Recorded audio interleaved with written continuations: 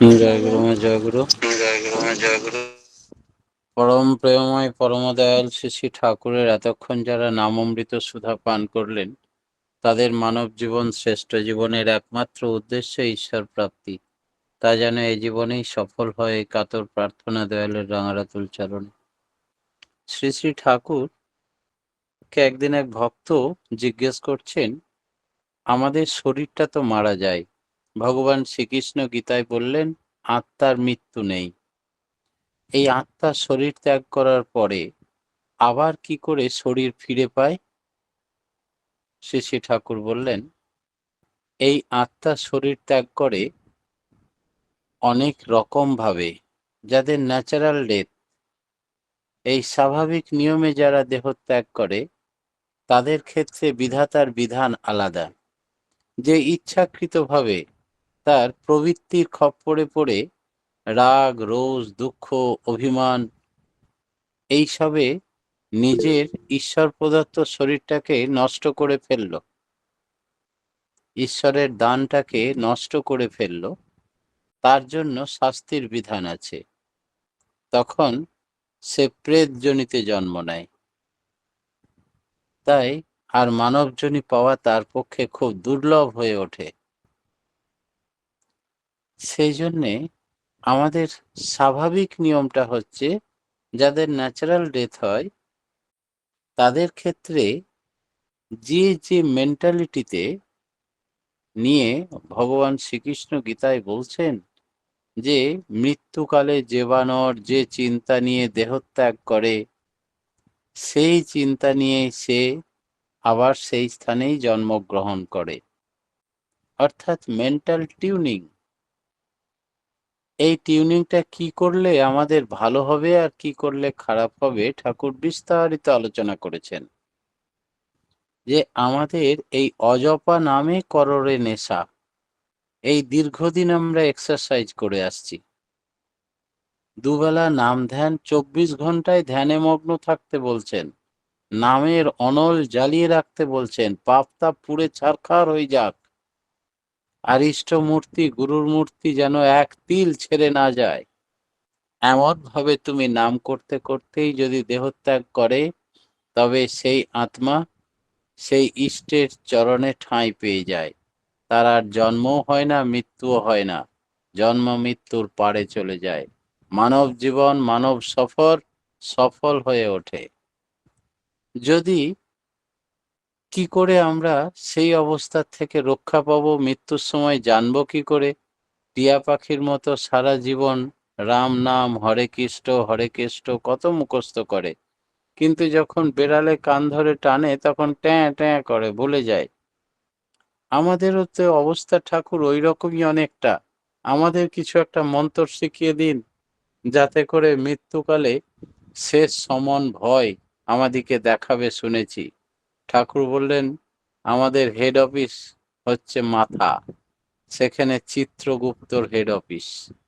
সব স্মৃতিশক্তিতে ধরে রাখে, তুমি যত গোপনেই যে কর্মটি করো না কেন, চিত্রগুপ্ত তা স্মৃতিপটে ধরে রাখেন। আর তোমাকে কখন দেখাবে?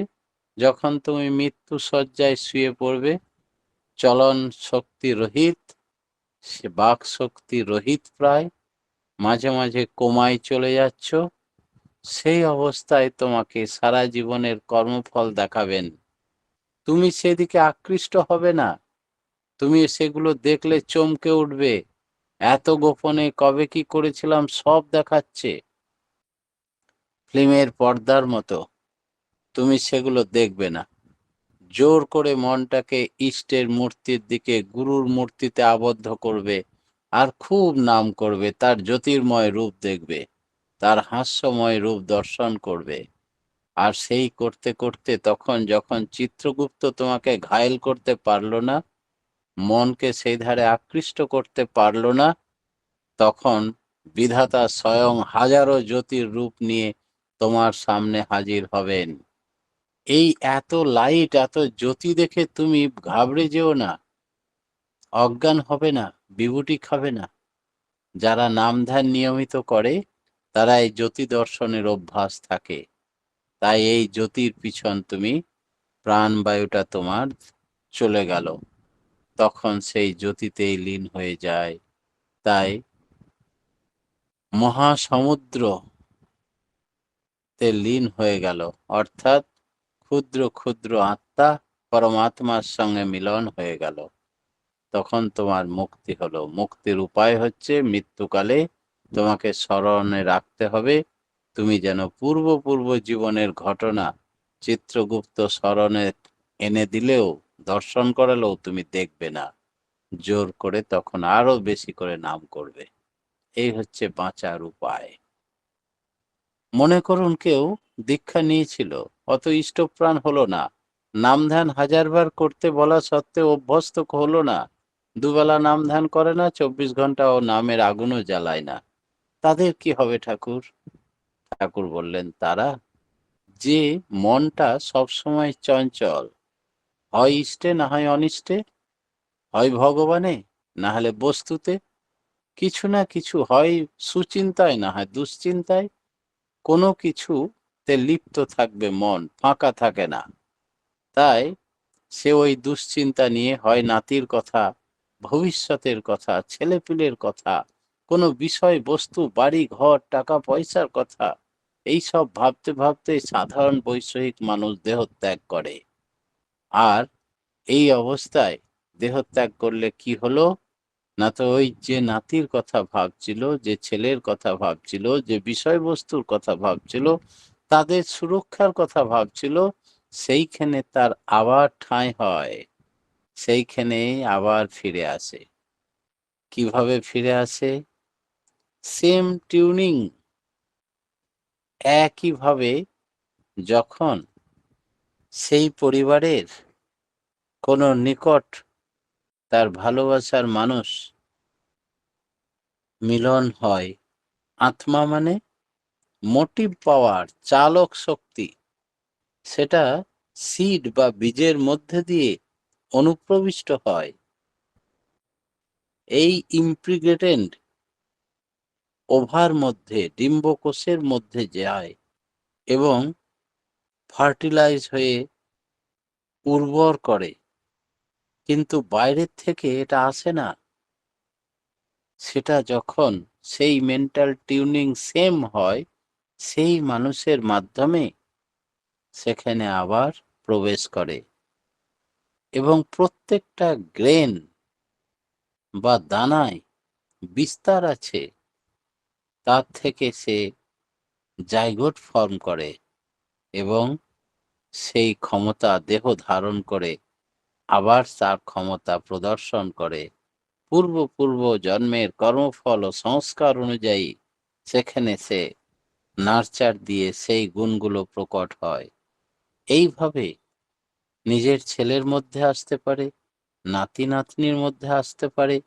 এই গুণের বিকাশ যেখানে মেন্টাল টিউনিং হয়, সেখানে সে নতুন দেহ ধারণ করে সেখানে সেই পরিবারে জন্মায়। কথায় আছে, পুত্রাৎ পিণ্ড প্রয়োজনম। পিণ্ড মানে ওই দেহ, দেহকে আশ্রয় করে গুণগুলি বিস্তার লাভ করে। কোনো বিগত মানুষ কি তার বংশের মধ্যেই আবার ফিরে আসে?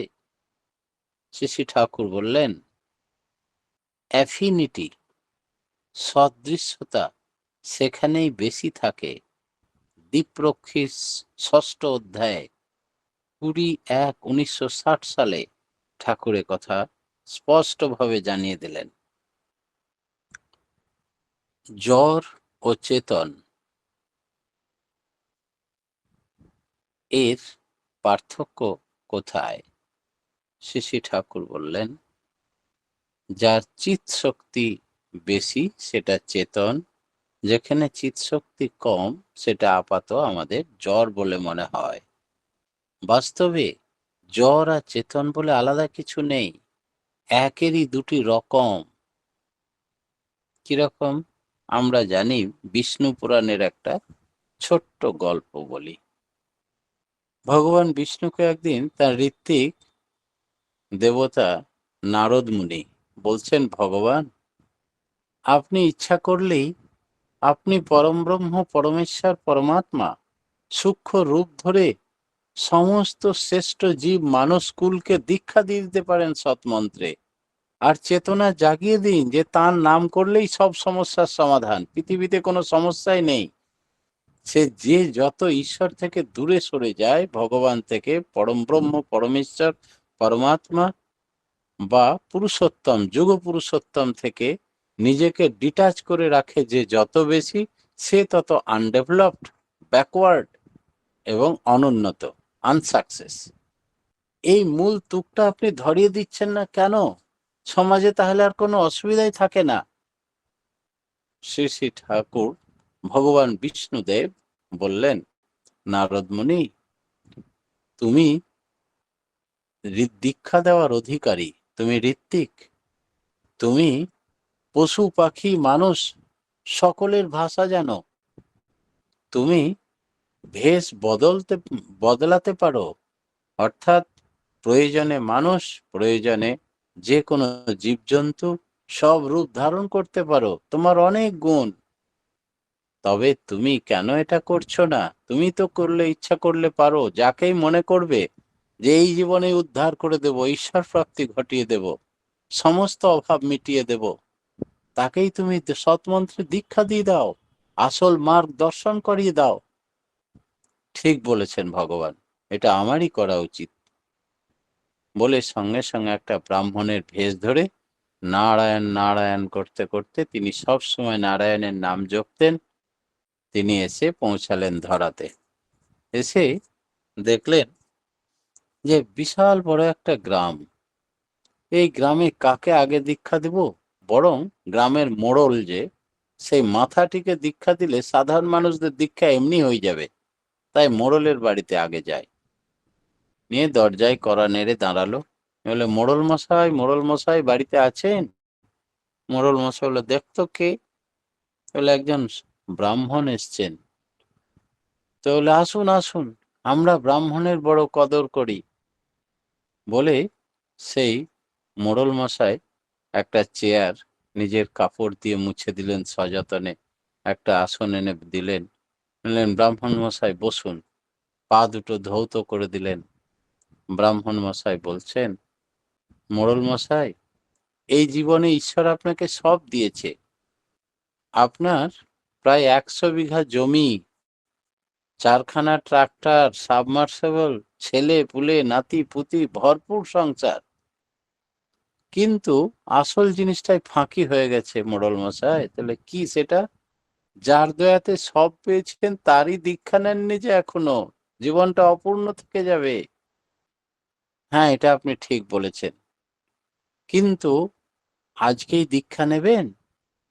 বললেন, না না, আজকে কি করে সম্ভব, এই সবেমাত্র ধান চাষ শুরু করেছি, এখন আমাদের বছরে একটাই ফসল, তাই আমরা খুব ব্যস্ত।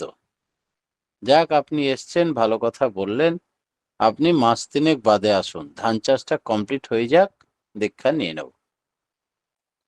তাই হবে। 3 মাস পরে আবার গেলেন, মোড়ল মশাই বাড়িতে আছেন? মোড়ল মশাই আবার সযত্নে বসতে দিয়ে বললেন যে, এখন ধান কাটতে শুরু করেছি, কিন্তু এখনো কাটাকাটি, মারানো ঝরানো সম্ভব হয়নি সবটা, এই গুটিয়ে বাটিয়ে না নিলে আমরা খুব ব্যস্ত, আপনি বরং আর 3 মাস পরে আসুন, দাদা, নিশ্চিন্তে দীক্ষা দাদা নিয়ে নেব। এক মিনিট, দাদা এক মিনিট, দাদা এক মিনিট। মায়া মা, আপনার ভিডিওটা একটু অফ করুন মা। মায়া মা, আপনার ভিডিওটা একটু অফ করুন। হ্যাঁ, ঠিক আছে দাদা, বলুন। তারপরে সে মোড়ল মশাইয়ের এই কথা শুনে আবার ফিরে গেলেন। নারদ মুনি ব্রাহ্মণের ভেষ ধরে বারবার আসে আর ফিরে যায়। তারপরে 3 মাস পরে গিয়ে বললেন, মোড়ল মশাই এবার দীক্ষা হবে? বলে, না না, এই বড় ছেলের বাচ্চা হয়েছে, বড় বৌমায়ের ছেলেটা একটু বড় না হলে সবাই মিলে আমরা একসঙ্গে বসে দীক্ষা নেওয়ার ইচ্ছা, তো একটু ওদিকেও তো সুযোগ দিতে হবে, আমরা একা একা নিয়ে নিব তা তো হয় না, তো আপনি বরং এই অন্নপ্রাশন হয়ে যাক, বছর খানেক বাদে আপনি আসুন। তাহলে তাই, বেশ তাই হবে। 1 বছর পর আবার এলেন, মোড়ল মশাই বাড়িতে আছেন? দরজার কাছে মূল্যান বিধবা ড্রেস পরে এসে বললেন, মোড়ল মশাই মারা গেছেন, বাড়ির ভেতরে আসুন। আবার চেয়ার দিলেন। বললেন, মোড়ল মশাই মারা গিয়ে যাবে কোথায়? মুক্তি নেই তো। ও তো শুধু ধান চাল ছেলেপুলে নাতি নাতনির কথা ভাবতো। তাহলে একটু সূক্ষ্ম শরীরদের ধরে আমি একটু খুঁজে দেখি তো মোড়ল মশাই কোথায় আছে। নিয়ে একটা মাছির রূপ ধরলেন। চেয়ারে বসে থাকলেন ব্রাহ্মণ, কিন্তু সূক্ষ্ম শরীর নিয়ে আত্মা বেরিয়ে গেল মাছির রূপ ধরে। ধানের বড় গোলাটার নিচে খুঁজতে লাগলেন। দেখছেন, হ্যাঁ, একটা সাপ হয়ে বসে আছেন। কানের কাছে গিয়ে বললেন, মোড়ল মশাই দীক্ষা হবে? মোড়ল মশাই বলছে, কি করে এখন দীক্ষা হবে? সারা বছরের ধান গোলা ভর্তি, চোরে যদি চুরি করে নেয় আমার নাতিপুতিরা খাবে কি? সেই জন্যে আমি এখন ধান জোগাবার জন্য ব্যস্ত, গোটা রাত্রি জেগে থাকি। তাহলে শোনো মোড়ল, একমাত্র মানব জীবনেরই অধিকার আছে সৎমন্ত্রে দীক্ষা নেওয়ার। তুমি সে সুযোগ হারিয়ে ফেলেছ। তোমার আর দীক্ষা হবে না। আমি তোমার মানসিকতাটা টেস্ট করে দেখছিলাম। তো আমি হতভাগ্য তুমি, আর আমার সমস্ত প্রচেষ্টা ব্যর্থ বলে খুব মন খারাপ করে মনস্তাপ নিয়ে আবার ফিরে এসে নিজের শরীরে প্রবেশ করলেন। নিয়ে বললেন, আমি তাহলে উঠি। তা করতেই নাতিটা দেখে ফেলেছে সাপটাকে গোলার তলাতে, আর একটা বড় লাঠি নিয়ে এসে ওকে পিটিয়ে মেরে দিল। মোড়ল মশাই, বেশ হয়েছে। তুমি যাদের জন্য রাত জেগে ধান জোগাও, চাল জুগিয়ে রাখো, তার হাতেই তোমার হত্যা হলো। এবার তুমি সাপ থেকে আরো কি হবে, কীট পতঙ্গ লতা পাতা হয়ে 84 লক্ষ জনে ঘুরতে থাকো। আমি চেষ্টা করলে কি হবে? তুমি হেলায় হারালে তোমার শ্রেষ্ঠ জীবন। এই হচ্ছে মানুষের রুচি পছন্দ প্রবৃত্তি অনুযায়ী জীবন বারবার নিম্নগামী হতে থাকে। আর যদি ঊর্ধ্বগামী হতো, দীক্ষা নিত, তাহলে আজকে তার হয়তো ঈশ্বর প্রাপ্তি হয়ে মুক্তি হয়ে যেত। না হলেও কমসে কম যে একবার সদ্গুরুর দীক্ষা নেয়, তার ডিটোরেট করে যায় না, নিম্নে দিকে আর যায় না, অন্তত আবার শ্রেষ্ঠ জন্ম, মনুষ্য জন্ম এবং কালচার পরিবারে জন্ম হতো। শ্রী শ্রী ঠাকুর কথা বলেছেন বিরূপাক্ষ দেখে বাংলাদেশে বালির চড়াই বসে, যে একবার সৎমন্ত্রে দীক্ষা নেয়, একদিনের জন্য ইষ্টভীতি করে, তার জন্ম আমি কালচার পরিবারে দেওয়ার ব্যবস্থা করি, আবার সৎমন্ত্রের দীক্ষারও যোগাযোগ করে দিই, যেন সাধনা সম্পূর্ণ করতে পারে, তবেই আমি আমার কাছে স্বর্গরাজ্যে নিয়ে যেতে পারি। এই সুযোগ আমি করে দিই। ভগবান শ্রীকৃষ্ণকে অর্জুন গীতাতে ঠিক এই একই কথা বলেছেন। আমরা যেন সেই ভুল মোড়ল মশাইয়ের মতো না করে ফেলি। তাই নাম ধ্যান ইষ্টভীতি যজন যাজন সব সময় নামের অনল জ্বালিয়ে রাখা, যেন কোনো পাপ তাপ, কোনো আনসাকসেস আমাদেরকে স্পর্শ না করতে পারে। আমরা সব সচ্চিদ আনন্দের অংশ বা পুত্র বা বংশধর। সেই জন্যে বিশ্বপিতার সন্তান তুমি, কাকে করবে ভয়? হাত বাড়ালেই স্বর্গ, তোদের পিতা প্রেমময়। হাতটা বাড়াতে হবে, আর হাত দিয়ে করতে হবে। তাই করো হও পাও, তার নাম কৃপা। না করেই যে পেতে চায়, দুঃখ তার পিছে ধায়। জড় আর চেতন, এটা আলাদা কোথায়? না তো জড়তে কম চেতন আছে, আর চেতনে পূর্ণ চেতন আছে। কমের এই পার্থক্যর জন্যে আমরা কম চেতনওয়ালাকে নড়াচড়া দেখতে পাই না বলে জড় বলি। ঠাকুর বললেন, প্রত্যেকের মধ্যেই সচ্চিত আনন্দ বিরাজমান, তার মতো করে বৈশিষ্ট্য নিয়ে। তার কারণ তার সৃষ্টির বাইরে এই ধরাতে কিছু নেই। এক অহম বহুস্ব আমি, তিনি সব হয়েছেন। আমাদের ভেতরে আছে এনার্জেটিক লাইফ আর্জ, উদ্যমী জীবন সম্বেগ। তার মানেই হচ্ছে কৃষ্ণ। কৃষ্ণ কথার অর্থ কি? উদ্যমী জীবন সম্বেগ। সেই আর্যের সম্বেগের একটা থ্রিল বা স্পন্দন আছে, সেটা আমাদের পরিবেশের সব কিছুর উপরে নিয়ে যেতে পারে। তার ফলেই পরিবেশিক জগৎ সম্বন্ধে আমাদের বোধ হয়। যে ক্রিয়া এই বোধ গজিয়ে তোলে তাকেই চিত বা চেতনা শক্তি বলে। এই চেতনা যেখানে সংঘাত প্রাপ্ত হয় তাকেই আমরা বলি জড় পদার্থ। সেই জন্যে হও তার মতো, এবং বস্তু নয়তো সবই যেন স্পিরিট, সব কিছুর মধ্যে তাকে দর্শন করো, তবে তোমার এই বোধ গজাবে যে তাঁর সৃষ্টির বাইরে কিছু নেই। যাহা যাহা নেত্র পড়ে তাহা তাহা কৃষ্ণ ফুরে। কৃষ্ণ মানে, আবার বলি, উদ্যমী জীবন সম্বেগ। তাই যিনি স্রষ্টা, আপনি প্রভু, সৃষ্টি বাঁধন পড়ে বাঁধা সবার কাছে। তাই জ্বর বলে কিছু নেই, সর্বত্র সচ্চিদানন্দ। পরম পিতার রাঙারাতুল চরণে প্রত্যেকের সার্বিক মঙ্গল প্রার্থনা জানিয়ে আজকের মতো আমি আমার ক্ষুদ্র বক্তব্য এখানেই শেষ করলাম। জয় গুরু। জয় গুরু দাদা। অসাধারণ আজকে আলোচনা আমরা শুনলাম যে আত্মার মৃত্যুর পর আবার কি শরীর আবার পাওয়া যায়, তার আলোচনা করলেন। মৃত্যুকালে যে বা নর যে চিন্তা করে সেই চিন্তার ফলস্বরূপ সেরকম জন্ম হয়। নামের অনল জ্বালতে হবে। মৃত্যুর সময় তার নাম করতে করতে মৃত্যু হলে ঈশ্বর প্রাপ্তি বা ঈশ্বরের চরণে স্থান পাওয়া যায়। নিয়মিত নাম করলে জ্যোতি দর্শন হয়। মুক্তির উপায় হলো পূর্বজন্মের ঘটনা না স্মরণ করে তার মূর্তি চিন্তা করতে করতে মৃত্যু হলে মুক্তি লাভ হয়। যার চিৎ শক্তি বেশি সেই চেতন। দীক্ষা নিলে শ্রেষ্ঠ জন্ম লাভ করা যায়। সবসময় নামের অনল জ্বাললে প্রবৃত্তিগুলো নিয়ন্ত্রিত হয়। কৃপা পেতে হলে করতে হবে। কম চেতন আছে জড়তে। উদ্যমী জীবন সম্বেক কৃষ্ণ। যিনি স্রষ্টা তিনি সর্বত্র বিরাজমান। খুব সুন্দর আলোচনা দাদা, আমরা সমৃদ্ধ হলাম। পরমপিতা রাঙার আতুল চরণে আপনার সার্বিক মঙ্গল প্রার্থনা করি।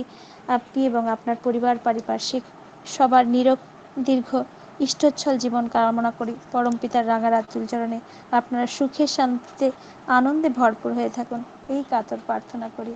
জয় গুরু। আর এভাবে আলোচনা করে আমাদের ঈশ্বর প্রাপ্তির দিকে আরেকটু এগিয়ে দেবেন। জয় গুরু দাদা, ভালো থাকুন। এখন দাদাকে একটা